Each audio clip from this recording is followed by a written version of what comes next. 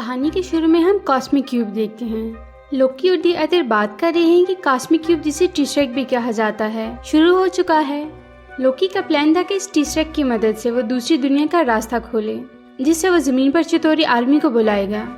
ये थानोस की मेडिएटर की आर्मी थी। लोकी के पास एक वेपन था जो उसे थानोस ने ही दिया था। वो उसी की मदद से ये काम करने वाला था। वो इस आर्मी की मदद से जमीन पर कब्जा करना चाहता था और दी अदर कॉस्मिक क्यूब हासिल करना चाहता था। अब नेक्स्ट सीन में हम शील्ड एजेंसी देखते हैं, जहां निक फ्यूरी आता है।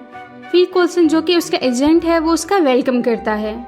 निक फ्यूरी को बताया जाता है कि ये कॉस्मिक क्यूब कुछ दिनों से अजीब बिहेव कर रहा है। गैमा रेस के साथ साथ कुछ और रेस भी निकाल रहा है। ऐसा लगता है कि ये स्टार्ट हो रहा है। इस मामले को देखने के लिए स्पेशलिस्ट एरिक सेल्विक को बुलाया जाता है। वो इसे देख ही रहे होते हैं कि क्यूब से एनर्जी निकलने लगती है और वर्म होल खुल जाता है। तो इससे लोकी वहां आ जाता है। वो इन लोगों से फाइट करता है और उनसे वो कॉस्मिक क्यूब चुरा कर भाग जाता है। निक फ्यूरी को जब लोकी की इरादों का पता चलता है, इनिशिएटिव को अब फिर से शुरू करने का प्लान बनाता है, यानी कि सब एवेंजर्स की एक टीम बनाई जाएगी जो लोकी से मुकाबला करके वो क्यूब वापस लाएगी और दुनिया को बचाएगी। यहाँ हमें ये भी पता चलता है कि इनके पास एक और वेपन है जो उन्होंने क्यूब की एनर्जी से बनाया था, जिसे फेज 2 कहते हैं। वो इसकी मदद से दूसरी दुनिया से आए खतरनाक लोगों से फाइट करने के लिए यूज करना चाहते थे। लोकी ने हमले के दौरान एरिक सेल्वेट और बर्टन यानी हाकर को अपनी पावर से अपने कंट्रोल में कर लिया था, ताकि वो इसके लिए काम करने लगे। अब निक फ्यूरी, नताशा और कोल्सन के साथ मिलकर एवेंजर्स को इकट्ठा करने का प्लान बनाते हैं, ताकि टीम बनाकर लोकी को रोका जाए। सबसे पहले वो captain America the first Avenger के पास पहुंचते हैं और उसे कहते हैं कि तुम्हें कॉस्मिक क्यूब के बारे में तो पहले से ही पता है। लोकी उसे ले गया है और दुनिया को तबाह करना चाहता है, तुम्हें हमारी हेल्प करनी होगी। नताशा हल्के यानी ब्रूस बैनर के पास जाती है, जो कि इंडिया के शहर कलकत्ता में है। उसे कहती है कि कॉस्मिक क्यूब गामा रेज निकाल रहा है और तुम गामा रेज के एक्सपर्ट हो, इसलिए तुम्हें इस चीज को इस्तेमाल करके हमारी हेल्प करनी होगी। उधर फिल कोल्सन टोनी यानी आयरन मैन के पास पहुंच जाता है। अब सब एवेंजर समंदर के किनारे एक हेली कैरियर की तरफ आते हैं। यहाँ कैप्टन अमेरिका हल्क से मिलता है और देखते हैं कि अचानक ये हेली कैरियर पानी से ऊपर उठने लगा है। यानी हेली कैरियर नहीं बल्कि ये तो एक बहुत बड़ा जहाज है जो अब हवा में उड़ने लगा है। निक फ्यूरी यहाँ के इस शिप को इनविजिबल कर देता है ताकि कोई उसे देख न सके। एरिक सेल्विक यहाँ लैब में बताता है कि कॉस्मिक क्यूब में बहुत पावर है, हम इसे कंट्रोल नहीं कर सकते, लेकिन रेडियम की मदद से हम इसकी एनर्जी को थोड़ा बैलेंस कर सकते हैं, जो कि जर्मन गेट में है। हमें वहां जाना होगा। वो दोनों जर्मनी पहुंच जाते हैं। निक फ्यूरी का शिप बहुत ही एडवांस था। वो सीसीटीवी कैमरास को कंट्रोल भी कर सकता था। तो उसे पता चलता है कि लोकी और बर्टन को जर्मनी देखा गया है। अब कैप्टन अमेरिका निक फ्यूरी का बनाया गया अपडेटेड सूट पहनता है और जर्मनी पहुंच जाता है। वो इरेडियम चुराने यहाँ आए थे, इसलिए उन्हें इस लॉकर को खोलने के लिए इस कमांडर की आंख चाहिए थी, तब ही लॉकर खुल सकता था। वो रेडियम हासिल कर लेते हैं और जाने लगते हैं, लेकिन लोकी वहाँ रुक जाता है और लोगों को बताने लगता है कि मैं कितना पावरफुल हूँ।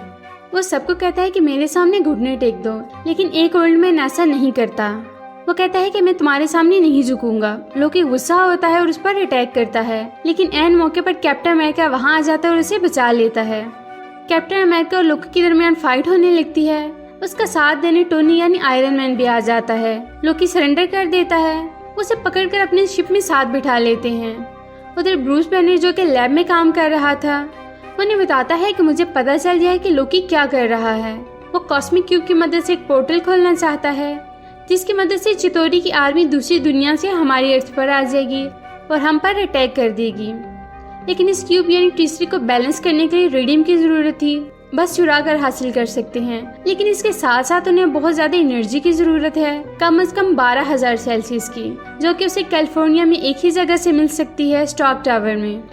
इसलिए उसने सोचे समझे मंसूबे के तहत सरेंडर किया था, ताकि उनके हेली कैरियर बड़े शिप में पहुंच सके। अब इसकी मदद के लिए बर्टन आता है और अपनी तीर से एक इंजन को खराब कर देता है। टोनी अपनी पावर से इसे फिक्स करता है, लेकिन खुद उसका सूट वीक पड़ जाता है। लोकी अब अपने सेल से निकलने लगता है, लेकिन थोर आ जाता है और उसे रोकने लगता है। लोकी अपनी पावर से इससे सेल में बंद कर देता है। थोर की हेल्प के लिए कोल्सन फेज 2 का वेपन लेकर आता है। वो लोकी पर अटैक करने वाला था। इस वेपन से स्पेस से आए खतरनाक लोगों को कंट्रोल किया जा सकता था, लेकिन लोकी बहुत फास्ट था और वेपन के खतरे को भी जान गया था। इसलिए वो अचानक से उसके पीछे आकर अपनी मैजिकल स्टिक उसके पेट में घुसा देता है और वो जख्मी होकर गिर जाता है। नताशा बर्टन से फाइट करने लगती है और उसे इतना मारती है कि वो लोकी के कंट्रोल से बाहर आ जाता है। अब वो अपने होश में था और उसे पता चल गया था कि वो लोकी के कंट्रोल में आकर अपनी ही टीम के खिलाफ काम कर रहा था, लेकिन अब लोकी की खैर नहीं थी। लोकी वहां से निकलकर स्टार्क टावर में पहुंच चुका था, जो कि टोनी यानी आयरन मैन का ठिकाना था। वो वहां टी-स्ट्रिक को पावर सोर्स मशीन से जोड़ देता है। इस टी-स्ट्रिक को बैलेंस रखकर चलाने के लिए जो एनर्जी चाहिए थी वो यहीं से मिल सकती थी। अब वो टी-स्ट्रिक को चलाता है ताकि वो पोर्टल खोल सके, जिससे दूर स्पेस से आर्मी उसकी हेल्प के लिए आ सके। निक फ्यूरी कैप्टन अमेरिका और टोनी के साथ बात करता है कि हमने अपना काबिल एजेंट कोल्सन खो दिया है। हम तो एवेंजर्स को इकट्ठा करना चाहते थे ताकि सब मिलकर लोकी को रोक सकें और फ्यूचर में भी बाहरी खतरों का मुकाबला कर सकें। यहाँ सब सोचने लगते हैं कि हम उसे पकड़ कर भी हार क्यों रहे हैं, हम कहाँ पर गलत हैं। तो टोनी को समझ आ जाता है कि उसे तो बहुत ज्यादा पावर चाहिए थी और वो तो मेरे ऑफिस से ही उसे मिल सकती थी। वो वहीं गया होगा, मैं वहीं जाकर उसे मारना चाहिए।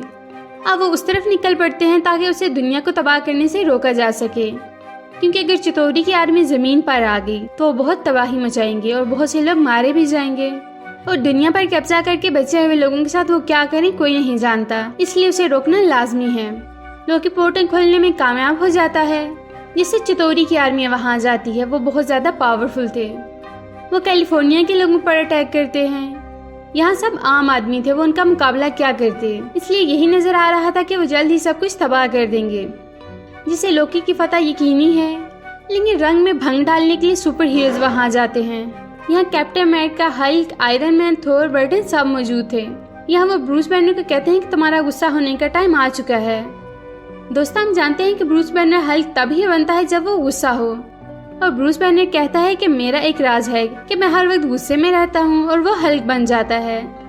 हल्क बनते ही वो चितौरी की आर्मी का कीमा करना शुरू कर देता है। अमेरिका की गवर्नमेंट आर्मी भी ये देखकर फिक्रमंद थी और सोच रहे थे कि उसका क्या हल किया जाए। वो फिल से कांटेक्ट करते हैं तो वो उन्हें सब बताता है कि लोकी और वो मशीन कितनी खतरनाक है।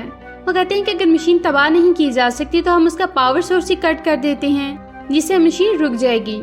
इसके लिए हमें स्टार्क टावर को तबाह करना होगा, और वो फाइट जेट से उसे तबाह करने के लिए भेज देते हैं। फिर टोनी को बताता है कि तुम्हारे पास 2.5 मिनट है, इसके बाद फाइटर जेट शहर पर मिसाइल गिरा देगा और सब कुछ तबाह हो जाएगा। इससे पहले तुम लोकी को रोक लो। वो सब कोशिश करने लगते हैं। सारे सुपर हीरोज इवल आर्मी से फाइट करने में लगे हुए थे, और लोकी के साथ भी। नताशा लोकी की स्टिक लेकर टी-स्ट्रिक के पास पहुंच जाती है और वर्म होल यानी वो पोर्टल बंद करने लगती है। तो टोनी उसे रोकता है कि पहले चितौरी आर्मी के वारशिप को ही तबाह कर दिया जाए। वो इस आर्मी के मिसाइल को लेकर चितौरी आर्मी के वारशिप की तरफ जाता है और उसके अंदर मिसाइल फेंक देता है, जिससे उनकी शिप तबाह हो जाती है। लेकिन यहाँ इस पोर्टल को बंद करने का टाइम हो जाता है, लेकिन आयरन मैन अभी तक वापस नहीं आया था। अचानक वो देखते हैं कि टोनी नीचे गिर रहा है। वो वापस आने में कामयाब हो गया था। सब बहुत खुश हो जाते हैं। कैप्टन अमेरिका उसे बचाने के लिए आगे बढ़ता है, लेकिन हल्क उसे पकड़ लेता है और वो बच जाता है। सब उसकी तारीफ करते हैं कि लोहे के दिल वाले ने आखिर काम कर ही दिया। वो दुनिया को बचाने में कामयाब हो चुके थे, लेकिन लोकी अब भी आजाद था। वो लोकी के पीछे टावर जाते हैं, उसे फिर से पकड़ लेते हैं। वो टी-स्ट्रिक और लोकी को एज अ गार्ड ले जाते हैं। यहाँ पर उसका फैसला होना था। यहाँ पर मूवी खत्म हो जाती है। फिर पोस्ट क्रेडिट सीन में हम देखते हैं कि अदर थानोस के पास जाता है और कहता है कि जमीन के लोग इतने कमजोर नहीं जितना हमने समझ लिए थे। हमारा अटैक नाकाम रहा। यहाँ थानोस अपनी इवल स्माइल लेता है और यहीं पर ये मूवी खत्म हो जाती है। तो दोस्तों, कैसी लगी आपको हमारी आज की वीडियो? अगर आपको हमारी वीडियो अच्छी लगी तो हमारी वीडियो को लाइक करें, शेयर करें और हमारे चैनल को सब्सक्राइब करें।